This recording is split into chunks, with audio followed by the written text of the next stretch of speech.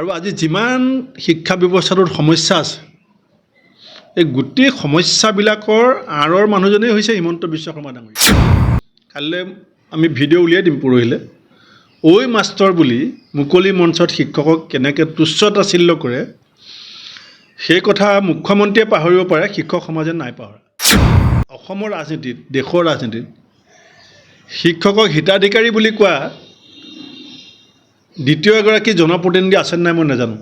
প্ৰথম কথা হৈছে সৰ্বপল্লী ৰাধাকৃষ্ণন ডাঙৰীয়া আমাৰ দেশৰ প্ৰথমতে এগৰাকী দাৰ্শনিক, পণ্ডিত, গৱেষক আৰু শিক্ষাবিদ আছিলে। তেখেত ৰাষ্ট্ৰপতি আসনত অধিষ্ঠিত হোৱাৰ কাহিনী নিশ্চয় অসমৰ মুখ্যমন্ত্ৰী ডাঙৰীয়াই পাহৰিছে।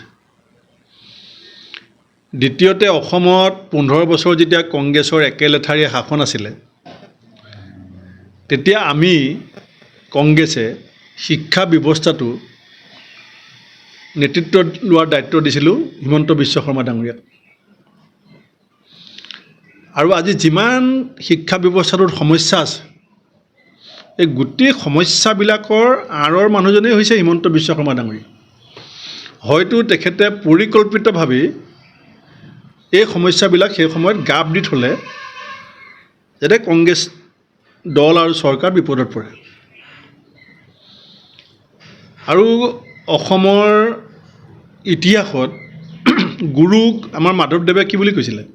জয় গুৰু শংকৰ সৰ্বগুণাকৰ, যাক এৰি নাহি কেও পাম, তা হেৰি চৰণত ৰেণুশত কোটি বাৰ এক কৰোঁ প্ৰণাম। এয়া হৈছে আমাৰ সংস্কাৰ, আমাৰ পৰম্পৰা। কিন্তু আমাৰ হিমন্ত বিশ্ব শৰ্মা ডাঙৰীয়াই কি বুলি কয়? ঐ মাষ্টৰ। কাইলৈ আমি ভিডিঅ' উলিয়াই দিম পৰহিলে।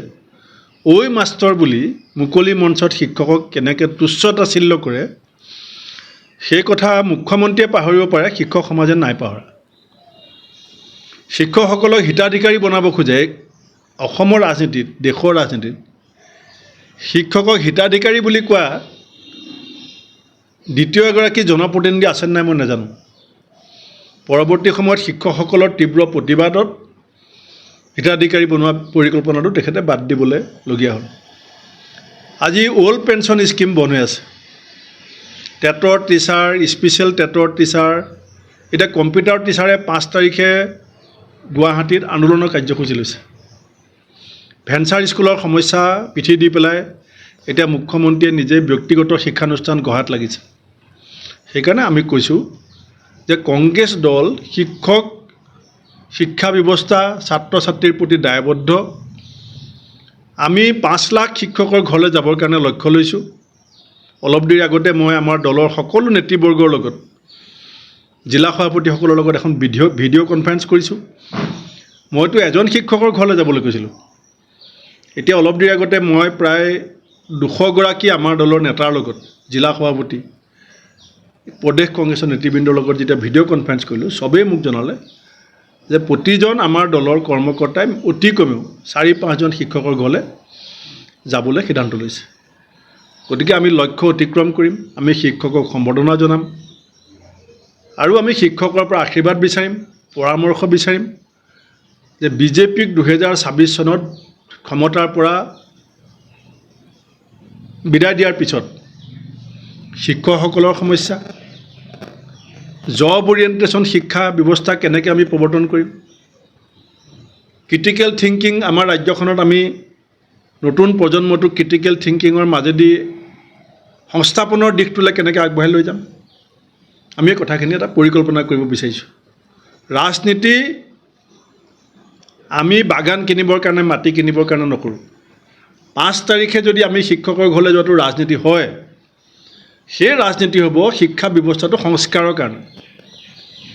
5 তাৰিখে যদি কংগ্ৰেছৰ 5 লাখ কৰ্মী শিক্ষকৰ ঘৰলৈ যোৱাটো যদি ৰাজনীতি হয়, সেই ৰাজনীতি হ'ব শিক্ষা ব্যৱস্থাত অতদিনে অসমাধিত হৈ থকা সমস্যাবিলাক সমাধান কৰিবৰ কাৰণে, টিভি চেনেল খুলিবৰ কাৰণে, বাগান কিনিবৰ কাৰণে, মাজুলীত মাটি কিনিবৰ কাৰণে আমি ৰাজনীতি নকৰোঁ।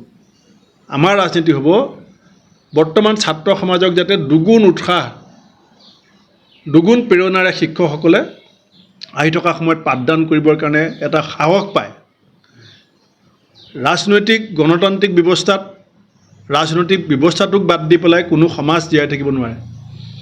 আমি শিক্ষাগুৰুসকলৰ পৰামৰ্শৰ আশীৰ্বাদত আমি এটা সুস্থ মূল্যবোধৰ শিষ্টাচাৰজনিত সাংস্কৃতিবান এটা ৰাজনীতিক পৰিৱেশ আমি জন্ম দিব বিচাৰিছোঁ। তাৰ বাবে তেখেতসকলৰ ওচৰলৈ আমি যাম। গুৰু প্ৰণাম তেখেতে কৰা নাই, গুৰু বঞ্চনা কৰিছে। কালি হিমন্ত বিশ্ব শৰ্মা ডাঙৰীয়াই গুৰু বন্দনা বুলি কৈছিলে, গুৰু বঞ্চনা কৰিছে।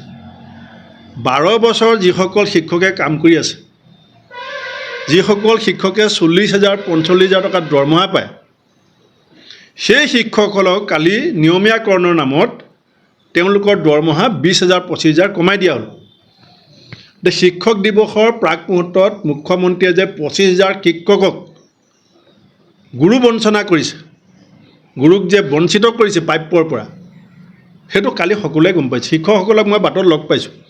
মুখ্যমন্ত্ৰী সভা শেষ হোৱাৰ পিছত মই খানাপাৰাত ৰৈ শিক্ষকসকলৰ সৈতে কথা পাতিছোঁ। হয়তো মুখ্যমন্ত্ৰীকো ডাটা নাই, 25% শিক্ষকে তেওঁৰ ৰেগুলাৰেশ্যনৰ এই ব্যৱস্থাটোত কালি আওতাটোত সোমোৱা নাই। 25% শিক্ষকে কালি নিয়মীয়াকৰণৰ আওতালৈ কিয় নাহিলে? যিসকল আহিছে উপায় নাই, তেওঁলোক শংকিত যে যদি ৰেগুলাৰ নহয়, কালিলৈ যদি হিমন্ত বিশ্ব শৰ্মাই চাকৰিটো খাই দিয়ে।